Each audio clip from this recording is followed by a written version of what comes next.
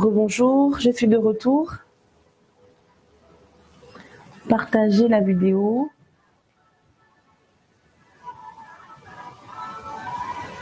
Je suis désolée pour le son tout à l'heure.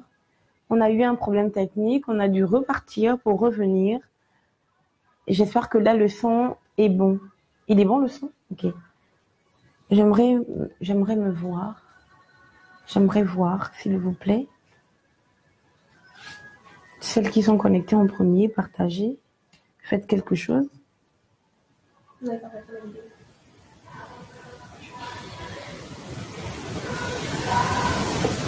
Tiens.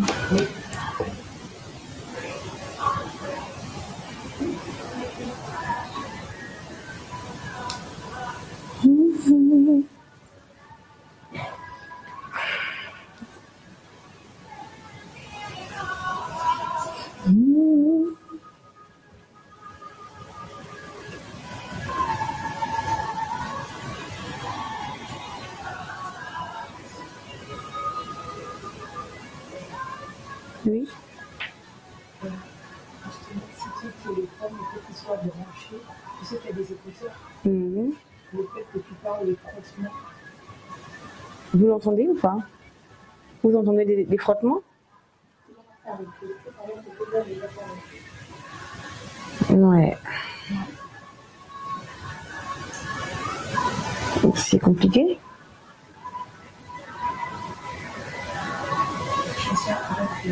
Non, on ne peut pas faire ça. Tout simplement.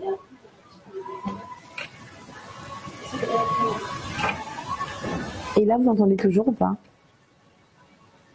Vous entendez? Je voulais savoir, est-ce que le... Ok. Est-ce que le son, il est bon?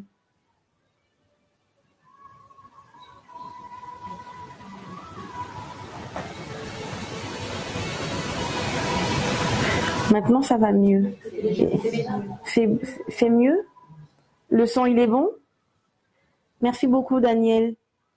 Je dis amen. Là, c'est vraiment mieux. Quand tu parles, oui. Et quand je ne parle pas?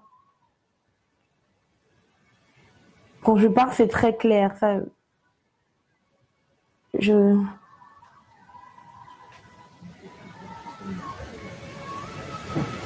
Est-ce que le son, il est bon?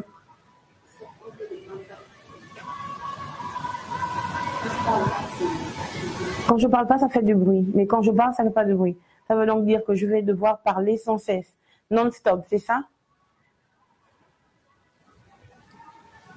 Ça refait comme avant quand tu parles pas. Ok, très bien. Donc, je vais parler non-stop alors.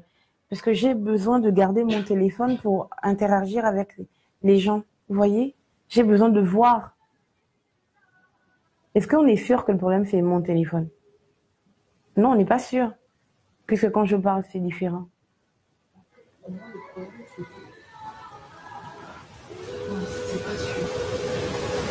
Ok, très bien. Bah, on va quand même y aller comme ça. Merci beaucoup pour votre patience. Merci, invité. Quelqu'un a écrit, lorsque tu ne parles pas, ça fait du bruit sur Pasteur Shirley. Invité, s'il vous plaît, partagez la vidéo. On va y aller. Je vais commencer par la prière. Seigneur notre Dieu, merci, merci, vraiment merci pour ton esprit. Merci parce que, quels que soient les problèmes techniques, nous allons faire ce direct, nous allons partager ta parole et nous allons être transformés et complètement changés, oui Seigneur, par ta parole qui est la vérité.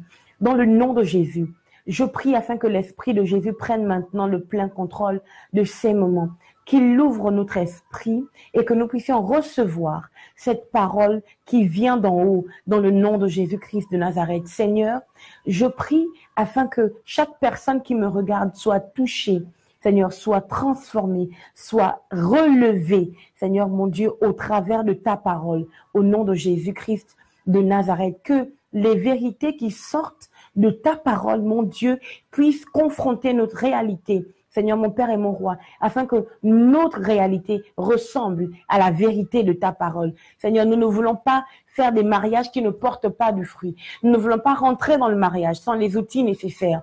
Au nom de Jésus. Alors je prie afin que Dieu d'Israël, cette parole nous donne les outils nécessaires pour rentrer dans le mariage et vivre un mariage heureux. Dans le nom de Jésus-Christ de Nazareth. Amen. Amen. C'est bon le son ou pas? On est bon? Amen. Donc je disais que il y a 2 semaines, j'étais sur le mariage d'Isaac et de Rebecca. Et le livre dans lequel nous étions, le livre que nous parcourions il y a 2 semaines, c'était celui de Genèse, chapitre 24, à partir du 1er verset. Et nous parlions de la rencontre de Rebecca et du serviteur d'Abraham qui a été envoyé afin de choisir une femme pour Isaac, le fils d'Abraham. Et j'utilisais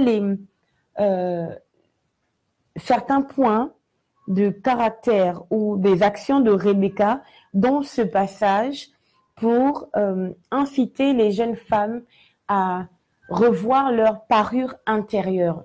J'expliquais effectivement que nous nous focalisons sur notre maquillage, sur nos coiffures, notre façon de nous habiller ou même de nous parfumer, parce que nous avons nous croyons que effectivement c'est le maquillage ou ma façon de m'habiller qui me donne de plaire ou qui me donne de réussir dans le mariage. Ce n'est pas le cas. J'expliquais effectivement que si notre caractère n'est pas travaillé, si nous n'alignons pas notre vie, notre caractère en fonction du fruit de l'esprit, il n'est pas possible de rentrer dans le mariage ou du moins de vivre un mariage heureux.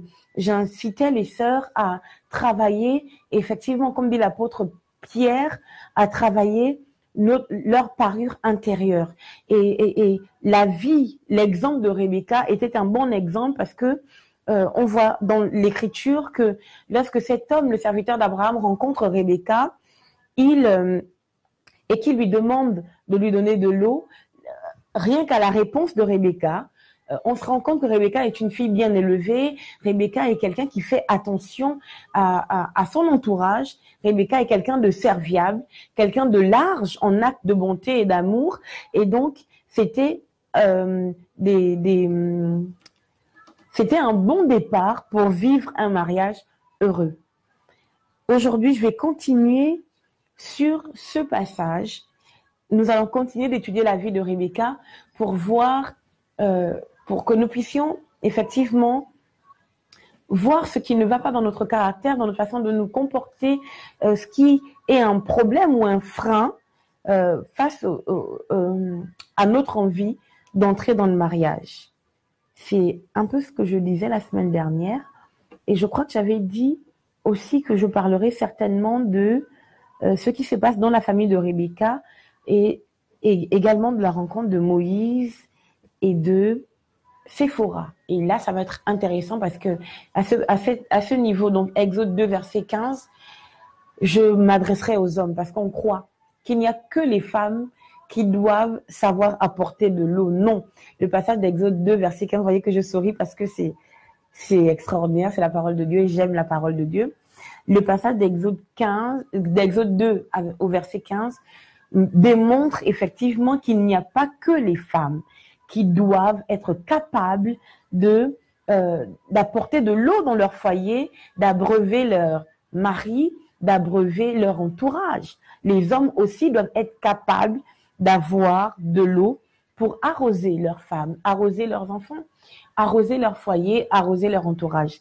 Et nous en parlerons plus tard. Mais aujourd'hui, avant de commencer, je voudrais répondre à 2 ou 3 questions avant de continuer mon propos.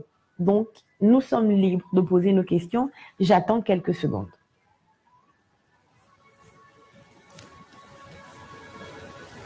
Christian, je te laisse noter les questions, s'il te plaît.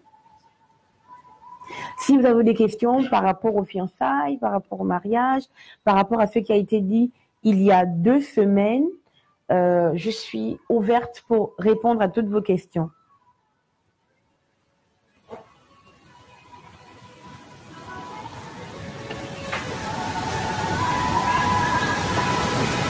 Vous avez des questions là-bas ou pas?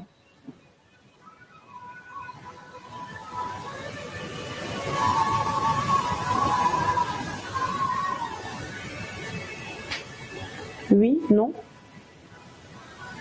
Vous n'avez pas de questions?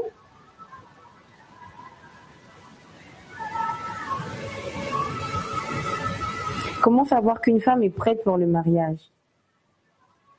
Ok, comment savoir que nous sommes dans un bon mariage? Coucou Jo! Oh Jonathan, ça va? Le boy. Ok, les questions arrivent. Comment savoir qu'une femme est prête pour le mariage? Comment savoir que nous sommes dans un bon mariage? Ok, la première question, comment savoir qu'une femme est prête pour le mariage? Je crois avoir... Coucou Jo. Je crois avoir répondu à cela dans, je crois, 2 à 3 directs déjà, non? Par rapport à la vie de Rebecca, même seulement il y a 2 semaines, je disais que on ne peut pas rentrer dans le mariage si on n'est pas, si on n'a pas travaillé notre caractère. Même si, c'est la vérité, c'est ce qu'on devrait comprendre, c'est que on n'est jamais totalement prêt à rentrer dans le mariage. Et ce que j'explique souvent, c'est que la réalité, quand on est à l'intérieur du mariage, est totalement différente de celle qu'on vit lorsqu'on est à l'extérieur du mariage. Parce que la vérité, c'est que on connaîtra vraiment la personne seulement quand nous serons mariés à elle. Il y a des choses que vous découvrirez seulement dans le mariage. C'est la vérité et ce n'est pas le péché. À moins que ce soit qu'on vive dans la manipulation, qu'on ne dise pas les choses importantes qu'il faudrait dire. Mais encore une fois, je le répète, on est jamais totalement prêt, mais il y a un strict minimum. Et la vie de Rebecca nous le dit. J'expliquais, je crois qu'il y a 2 ou 3 directs, je disais effectivement que cet homme fait une prière. Donc le serviteur d'Isaac d'Abraham fait une prière, demandant à Dieu, disant à Dieu, celle qui me donnera de l'eau, mais qui donnera également de l'eau à mes chameaux, sera certainement la bonne. Et lorsque Rebecca arrive et qu'elle donne de l'eau à cet homme, comment elle s'exprime, elle dit, en fait, c'est un homme qui court vers elle. C'est un homme qu'elle ne connaît pas. On est le soir et c'est quelqu'un qu'elle ne connaît pas. Certainement, son habillement est différent parce qu'il revient d'une autre contrée. Et donc, il arrive en courant vers elle et il lui demande à boire. Rebecca n'est pas la seule jeune fille autour de puits. Et normalement, on devrait se poser la question, si j'étais elle, j'aurais dit pourquoi moi? Qu'est-ce qu'il me veut? Vous voyez, mais Rebecca garde son calme. Cet homme lui demande à boire et elle lui dit, elle répondit, bois mon Seigneur. Je disais que le fait que Rebecca réponde à cet homme en disant mon Seigneur était une preuve, une marque de respect. Et j'expliquais que vous devez avoir les fondamentaux, savoir vous tenir devant les gens, savoir respecter les gens qui vous entourent, savoir vous respecter vous-même. Ce sont des signes qui montrent que vous êtes prêt à rentrer dans le mariage. C'est très long, je vous encourage à regarder. Et si on parlait mariage, session 9 et 10. Là-bas, vous comprendrez mieux ce que je veux dire. Qu'est-ce qu'il faut faire quand ton mari t'injurie et te traite mal? Il faut continuer de l'aimer, de le respecter et de prier pour lui. Alors, il y avait une question. Comment savoir que nous sommes dans un bon mariage? Vous savez, quand on est dans un mauvais mariage, on le sait. Vraiment, on le sait. C'est-à-dire que quand on est dans un mauvais mariage, on le sait parfaitement. Vous avez un mari qui vous bat, un mari qui ne rentre pas, vice-versa. Une femme qui ne rentre pas, une femme qui ne respecte pas son mari, qui l'injurie, qui le rabroue devant les gens.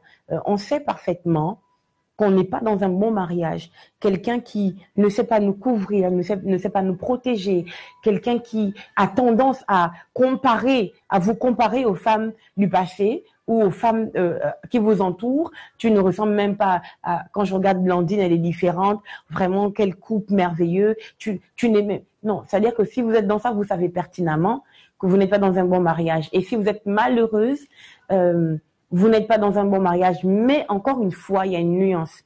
Vous pouvez être malheureuse par votre propre faute parce que vous ne voulez pas respecter votre mari, du coup, il se braque. Vous le rabrouez, vous voulez que ce soit votre enfant ou votre petit frère. Vous ne voulez pas accepter que c'est votre chef. Là, vous-même, vous créez les conditions nécessaires pour être malheureuse. Si c'est le cas, je ne peux pas dire que vous n'êtes pas dans un bon mariage parce que vous-même, vous travaillez à ce que votre mariage soit un mariage qui vous rende malheureuse. Mais si vous revenez sur le droit chemin, si vous respectez votre mari, qu'il vous dise qu'il vous aime ou pas, vous le respectez, vous faites ce que la parole de Dieu vous demande de faire à l'endroit de votre mari, à ce moment-là, vous serez dans un bon mariage. Il y avait une autre question, comment se comporter quand un homme envie la femme d'un autre et compare souvent sa femme à cette autre femme. Voilà, c'est bien ce que je disais. Comment se comporter? Je dis toujours que vous devez faire ce que Dieu vous demande de faire. Ce n'est pas parce que votre mari se comporte mal que vous aussi, vous devez mal vous comporter. Vous marchez dans la rue, par exemple. Je prends un exemple. Vous marchez dans la rue, un fou arrive et le fou vous gifle. Le fou, vous gifle, vous le giflez. Le fou se roule au sol, vous aussi vous roulez au sol. C'est-à-dire que ce n'est pas parce que le fou fait des choses que vous devez faire exactement ce que le fou fait. On doit voir la différence entre vous et celui qui a perdu la raison. Donc, ce n'est pas parce que votre mari a perdu la raison, quand je dis perdre la raison, c'est-à-dire qu'il ne marche pas selon les préceptes de Dieu, que vous aussi, vous devez faire exactement comme lui. S'il vous compare, déjà, ça n'a aucun sens. Je veux dire, ce n'est pas de Dieu que de comparer son mari ou sa femme à quelqu'un d'autre. Ce n'est pas de Dieu que de comparer son mari ou sa femme à une autre personne. Non, ce n'est pas de Dieu. L'homme que vous avez choisi, vous l'avez choisi et vous devez assumer votre choix. Vous devez prier pour que ce soit le bon choix. Encore une fois, j'ai tendance à dire que lorsqu'on est marié, et d'ailleurs je le dis parce que je m'appuie sur la parole de Dieu, lorsqu'on est marié, c'est fini. C'est la volonté de Dieu. Parce que Dieu est le divorce. Dieu éprouve de la haine pour le divorce. Donc, si vous êtes dans un foyer où votre mari vous compare à une autre femme, vous ne devez pas faire la même chose que lui. Vous ne devez pas lui manquer de respect pour autant. Vous ne devez pas ne plus le satisfaire sexuellement pour autant, sous prétexte qu'il vous compare à une autre femme. Vous devez faire votre rôle parce que la vérité, ce qu'on ne vient pas nous dire, c'est que quand Jésus reviendra, il va aussi juger ça. Vous comprenez? Quand Jésus reviendra, il va régler ça. Il va aussi juger ça. C'est-à-dire qu'il viendra, si vous dites oui, j'ai agi comme ça à cause de mon mari, Jésus ne comprendra pas votre problème parce qu'il a été extrêmement clair. Il vous a donné la parole de Dieu pour marcher selon elle, selon ce qu'elle prescrit, selon ce qu'elle dit. Mais si vous ne marchez pas selon la parole du Seigneur, mais vous marchez selon la parole et les agissements de votre mari, vous êtes complètement dans l'erreur et vous vous mettez en danger. Je ne respecte pas mon mari. Je ne joue pas mon rôle de femme parce que mon mari joue son rôle de mari. Non, je joue mon rôle d'épouse parce que le Seigneur me demande de jouer mon rôle d'épouse à la perfection. Tant que nous aimons le Seigneur, nous devons faire, comme dit la parole de Dieu, toutes choses comme aimant le Seigneur. Si vous aimez le Seigneur, vous devez faire tout parce que vous l'aimez. Alors, si vous respectez votre mari, vous ne le respectez pas parce qu'il vous respecte. Non, vous le respectez parce que vous voulez faire plaisir au Seigneur. C'est important. Et ça, il faut qu'on l'intègre une bonne fois pour toutes. Il faut que ce soit très clair pour nous. Amen. Il faut que ce soit très clair. Dieu s'attend à ce que nous fassions ce qu'il nous demande de faire parce que nous avons décidé de suivre le Seigneur. Nous avons dit, Seigneur, nous t'aimons et nous allons vivre pour toi. Et si nous vivons pour notre Dieu, si nous vivons pour notre Seigneur et notre Sauveur, pour celui qui a payé le prix fort pour que nous soyons ce que nous sommes aujourd'hui, pour que nous ayons un destin, alors nous devons tout faire, même dans notre foyer, parce que nous aimons le Seigneur. Donc, si votre mari vous compare à une autre femme, prenez sur vous, aimez-le davantage. Priez pour lui, priez pour votre foyer, mais ne faites rien qui soit en dehors de la parole de Dieu. Je crois que je vais m'arrêter ici. Qu'est-ce qu'il faut faire quand ton mari t'injurie et te traite mal? Il faut continuer de l'aimer, lui pardonner, continuer de l'aimer, lui pardonner et prier pour lui. Vraiment, je le dis parce que je crois qu'il y en a qui attendent, qui voudraient que je dise s'il t'injurie, injurie-le, s'il te rabroue, rabroue-le, s'il te manque de respect, manque-lui de respect. Non. Vous devez faire tout ce qui est en votre pouvoir pour continuer de marcher selon les préceptes de Dieu. Est-ce que c'est facile? Non, ce n'est pas facile quand on n'est pas quand notre attachement au Seigneur est encore discutable. Mais quand nous sommes totalement imprégnés de Dieu, c'est facile de ne pas répondre aux injures de notre mari ou de notre femme. C'est facile de prier pour lui. C'est facile de continuer de l'aimer. D'ailleurs, la Bible dit dans 1 Corinthiens 13, la Bible dit « L'amour supporte tout ». L'amour supporte tout. Vous devez donc vous interroger sur le genre d'amour que vous avez pour votre conjoint. Si vous avez effectivement l'amour qui supporte tout, effectivement, vous aurez la force de lui pardonner et de prier pour lui.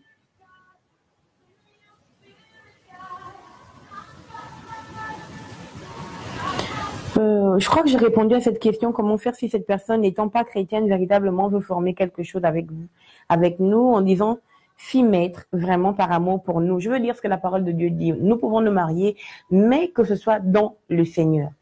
Et ce que moi je pense personnellement, après, chacun a sa vision des choses, mais personnellement, je crois que vous ne devez pas épouser des non-chrétiens. Parce que, à un moment donné, ça va vous rattraper.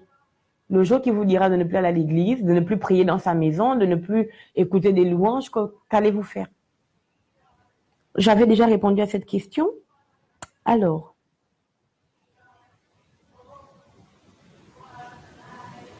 je crois que je vais m'arrêter là.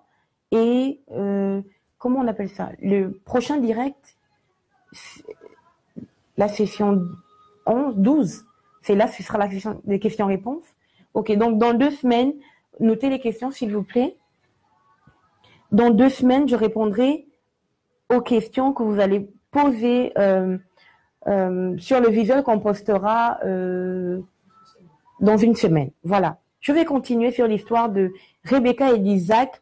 Parler aux fiancés, à ceux qui ne sont pas encore entrés dans le mariage, mais je crois que les mariés aussi seront bénis. Amen. Il me reste combien de temps?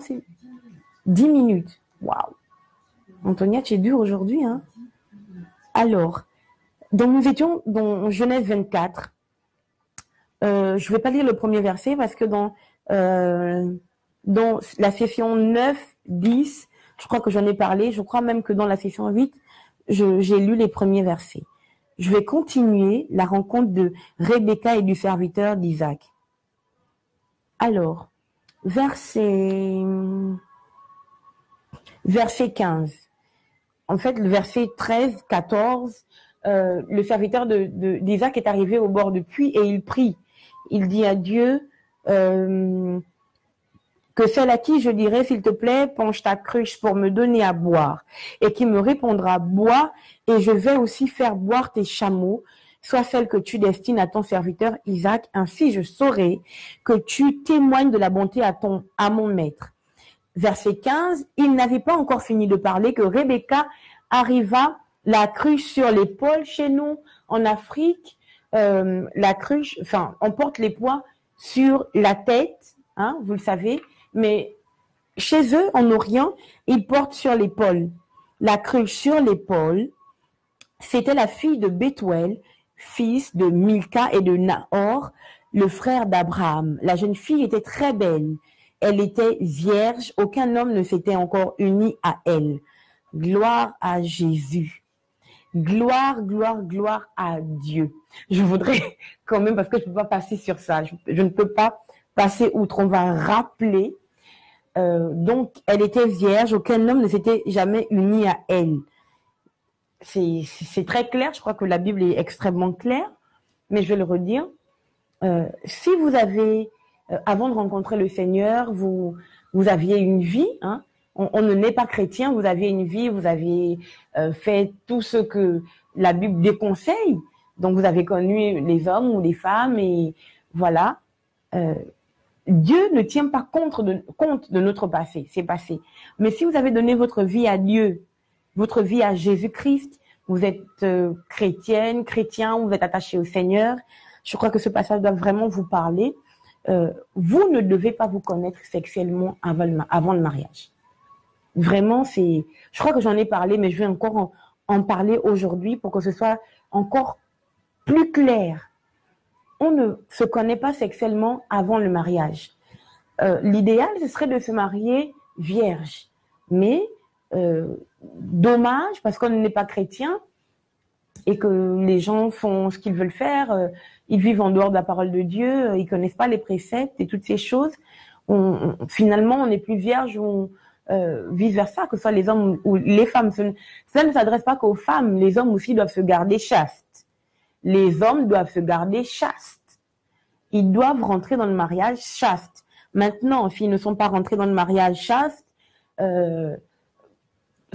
Dieu ne tient pas compte de nos erreurs passées, parce que Jésus-Christ est mort pour nos erreurs passées, nos erreurs présentes et nos erreurs futures. Cela ne veut pas dire que puisque Jésus est mort pour nos erreurs futures, je suis chrétien, je vais quand même aller avoir des rapports sexuels en dehors du mariage. Non, c'est plutôt, en fait, ça doit nous encourager à nous dire que j'ai fait ce que je ne devrais pas faire parce que j'étais loin de Dieu. Maintenant que je suis proche de Dieu, que j'ai été lavé par la parole de Dieu, que l'Esprit de Jésus a rempli mon cœur et que son onction me revêt, que le Saint-Esprit a pris le temps de moins à accepter de rentrer en moi malgré sa haute sainteté, nous devons décider nous-mêmes, parce que nous sommes des enfants du royaume, nous-mêmes, de refuser la boue de la fornication. Oui, c'est vraiment de la boue.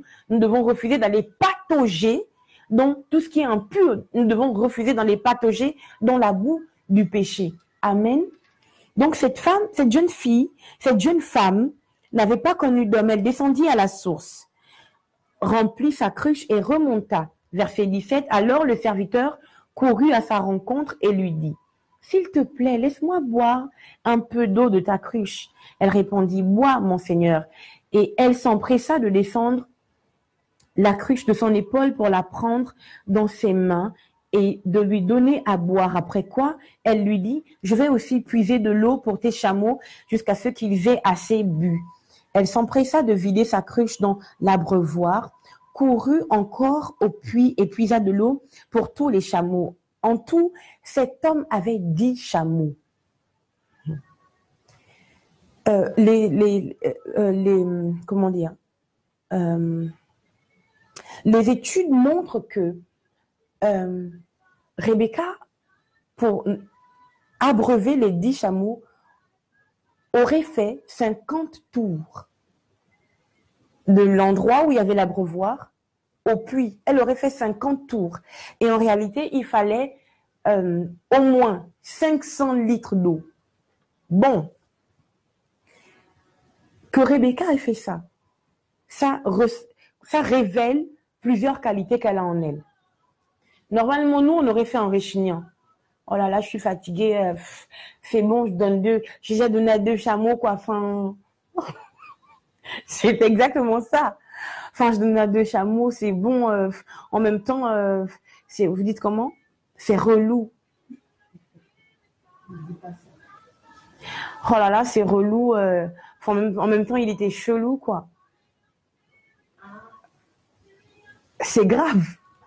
Vous comprenez? Rebecca a patiemment fait les 50 tours. Elle a patiemment puisé 500 litres d'eau. Je veux dire, c'est 500 litres. En fait, Rebecca avait passé l'épreuve de la patience. Ça veut dire que quand elle irait dans son foyer, quel que soit ce qu'Isaac aurait fait, Rebecca aurait... Je vous dis qu'elle a abreuvé 10 chameaux. Elle a fait 50 tours. C'était quelqu'un qu'elle ne connaissait pas, qu'elle n'avait jamais vu. Vous comprenez à quel point elle était patiente?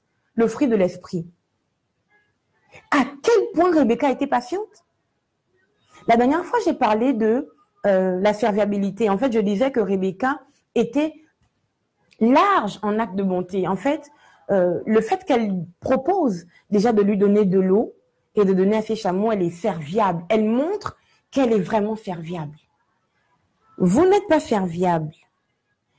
Si, vous êtes serviable, seulement vous concernant vous. Vous voulez rentrer dans le mariage. Non, ce n'est pas logique. Et là, un autre trait de caractère sort, c'est la patience. 50 tours. Vous comprenez? Elle n'était pas en voiture, elle était à pied. Amen. 50 tours, 500 litres d'eau. Pour quelqu'un qu'elle ne connaissait pas. Amen. Donc, travaillez votre patience. Vraiment travaillez le fruit de l'esprit. Je crois qu'on va rester dessus. Et je vous prie de prendre patience. Je sais que vous aimez les révélations. Le texte là veut dire ceci, je ressors cela et tout. Non, aujourd'hui, depuis un moment, je ne sais pas si vous vous rendez compte, je nous ramène dans les fondamentaux. Parce que le fruit de l'esprit, c'est la base de toute une vie. Le fruit de l'esprit, c'est tout. Vous comprenez? C'est tout. On aura beau prêcher, voir les gens tomber, ressusciter les morts. Si nous sommes loin du Saint-Esprit, si le fruit de l'esprit n'est pas mûr en nous, tout ce que nous faisons n'a aucune valeur devant le Seigneur. Ce que Dieu veut voir, c'est notre capacité à être soumis à son esprit. Si nous sommes soumis au Saint-Esprit, nous n'aurons aucune difficulté à nous soumettre à nos maris. Nous n'aurons aucune difficulté à nous soumettre à ce que Dieu demande à chaque conjoint dans le couple. Rebecca a passé l'épreuve de la patience.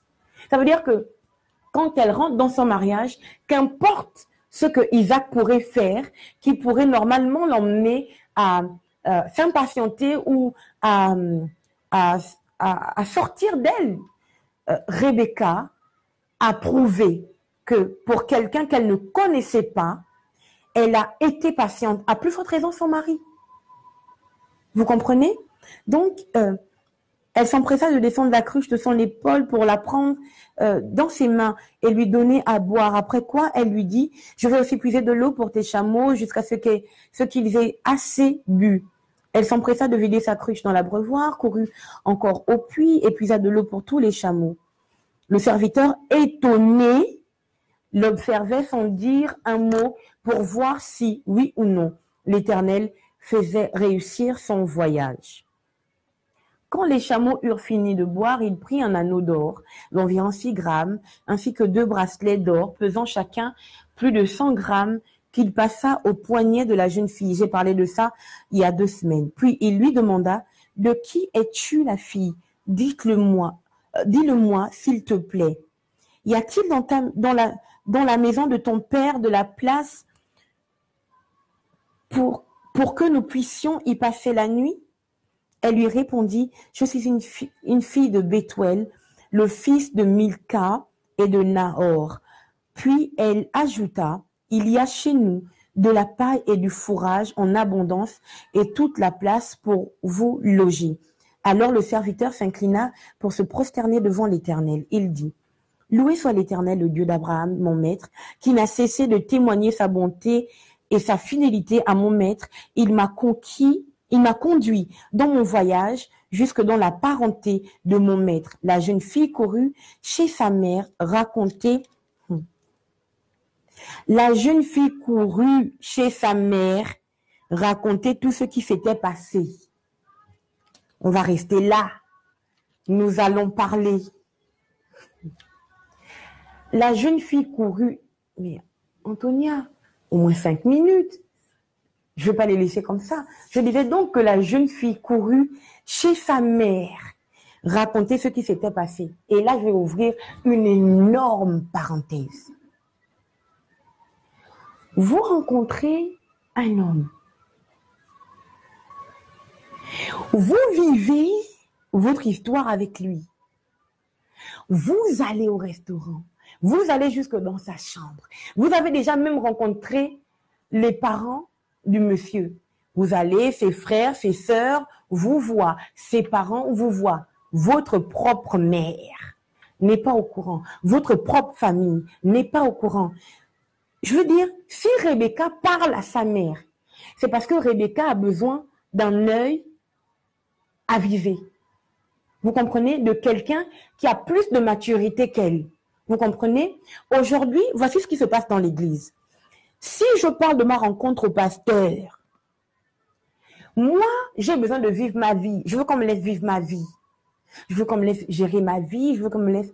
Mais en fait, la vérité, c'est que si on vous demande de parler, c'est pas pour nous. Moi, personnellement, je suis mariée. Ça fait 11 ans. Et je suis heureuse dans mon mariage. Amen. Je suis heureuse dans mon mariage. J'ai 3 enfants. Je ne voudrais pas me recommencer ma vie. Je ne voudrais pas épouser quelqu'un d'autre. Vous comprenez? Si on vous demande de parler à des personnes qui sont plus avisées que vous, ce que vous faites, vous, et c'est ce qui fait que vous ne rentrez pas dans le mariage, c'est que vous parlez à vos copines, à vos amis, à vos potes. Et le plus souvent, elles sont célibataires endurcies. C'est-à-dire qu'il n'y a aucun frère. Il n'y a même pas, c'est-à-dire que quand vous marchez, aucune voiture ne s'arrête. Même les SDF ne vous regardent pas. C'est-à-dire que les SDF préfèrent demander à quelqu'un d'autre qu'à vous. Non. En fait, je le dis pour que vous compreniez. Vous ne pouvez pas être à un point capital de votre vie, parce que lui, le mariage est un point capital de notre vie.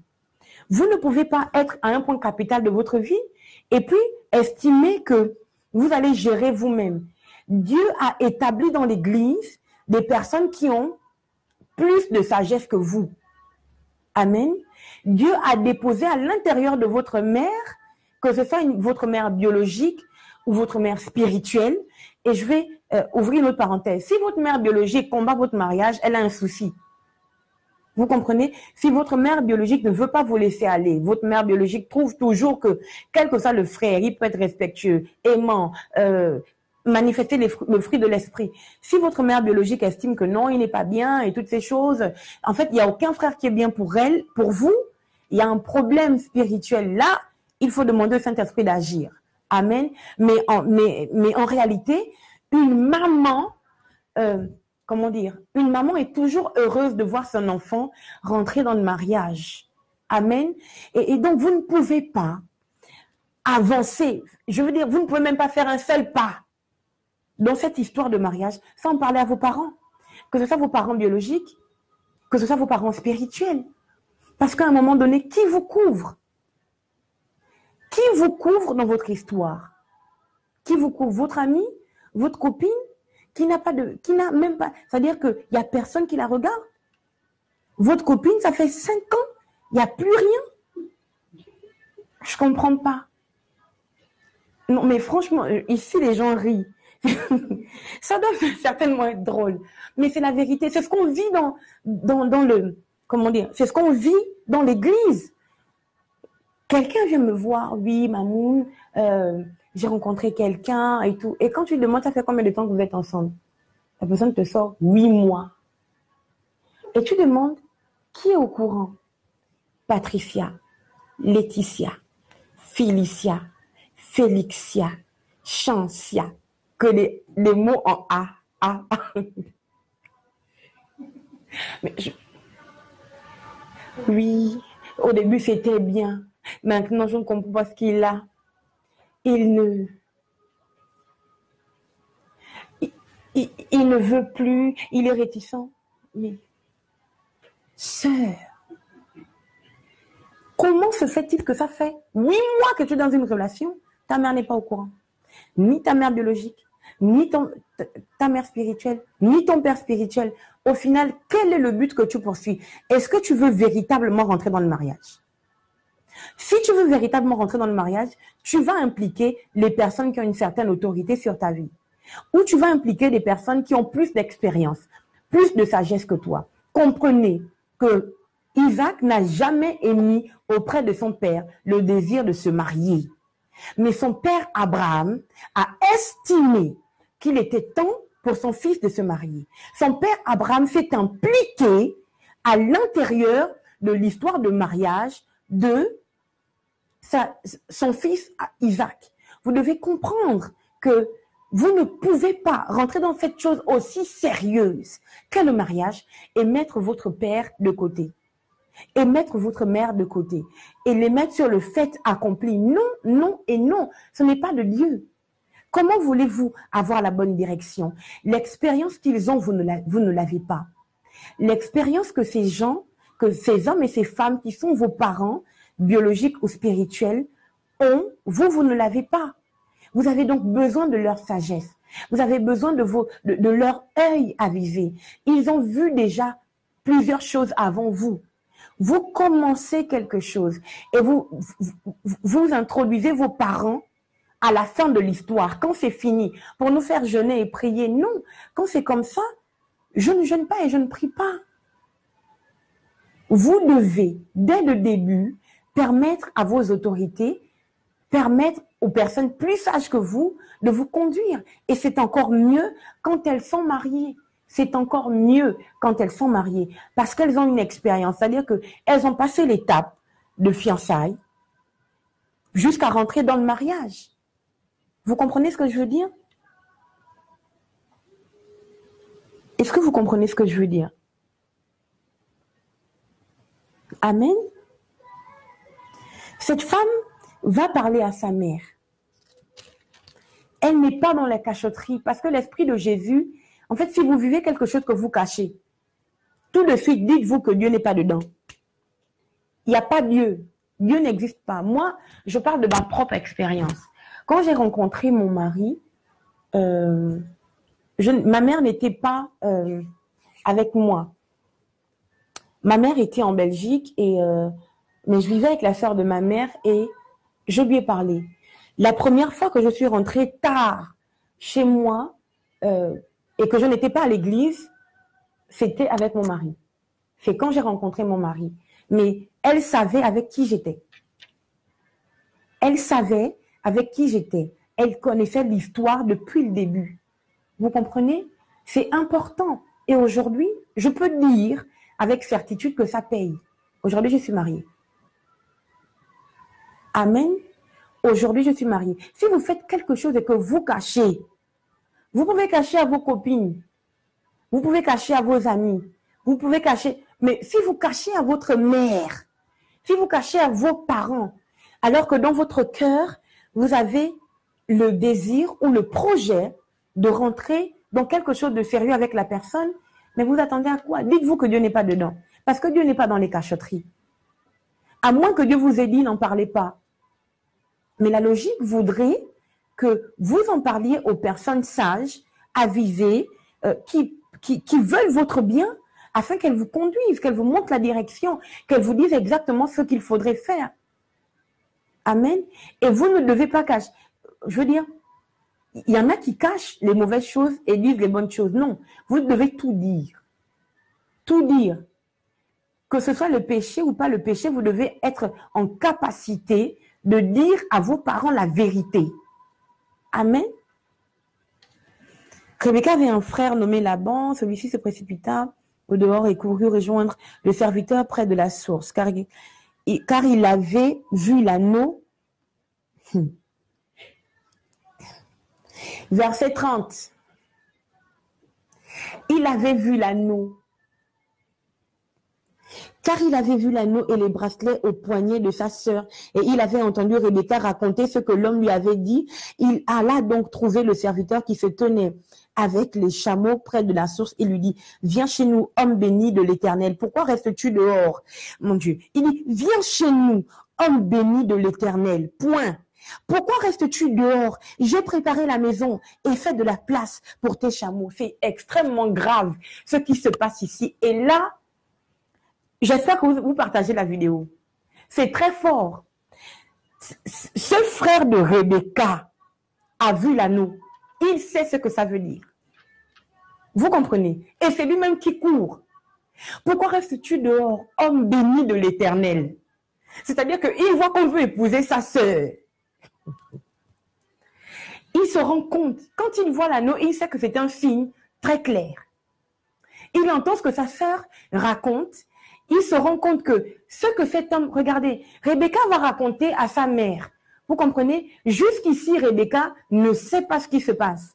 Mais le frère de Rebecca, qui est avisé, sait que quand il y a déjà l'anneau, ça veut dire que c'est un pas vers le mariage. Et il dit, il est mieux de le faire rentrer avant qu'il ne change d'avis. Rentre. Mais si vous vous débrouillez vous-même, et que, mais il y a plusieurs de mes filles qui se sont mariées parce que j'ai regardé. Et j'ai dit, elles se reconnaissent si elles me regardent. J'ai dit, le frère là, il m'a l'air intéressé, il pourrait être un bon mari. Aujourd'hui, ils sont mariés. Vous comprenez? Aujourd'hui, ils sont mariés. Parce que j'ai regardé avec un œil avisé. Si Rebecca avait caché pour elle, avait gardé pour elle, comment elle aurait fait? Vous voyez que il ne s'agit plus seulement d'Abraham, ni du serviteur d'Abraham, ni de seulement Rebecca, ni de la mère de Rebecca, parce que la mère de Rebecca lui raconte. Même le frère de Rebecca rentre en jeu et il fait tout pour faire rentrer le serviteur dans la maison. Et dans 2 semaines, je vous raconte, je vous révélerai des choses, ce qui se passe à l'intérieur de la famille de Rebecca. On me fait de grands signes et au final, ça me perturbe.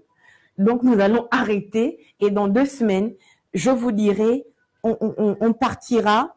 Retenez pour moi, s'il vous plaît. On commencera à partir du verset 30 et vous comprenez ce qui se passera à l'intérieur. Que Dieu vous bénisse. Je vais prier.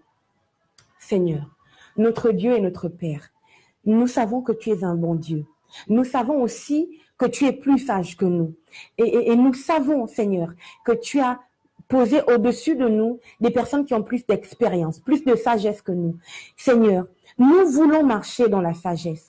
Nous voulons faire les choses selon toi. Voilà pourquoi, Éternel, ô Dieu, je prie afin que tu envoies vers chaque personne qui rentre dans le mariage ou qui est dans le mariage, Seigneur, des personnes avisées, aguerries, Seigneur, qui sont remplies de l'esprit de sagesse pour conduire, Seigneur, chaque personne qui veut le mariage, qui prie pour le mariage, Seigneur, qui est déjà engagé dans les fiançailles, Éternel, ô Dieu, montre le chemin, Seigneur mon Dieu, suscite, Seigneur mon Père et mon Dieu, des enseignants, dans le nom de Jésus-Christ de Nazareth.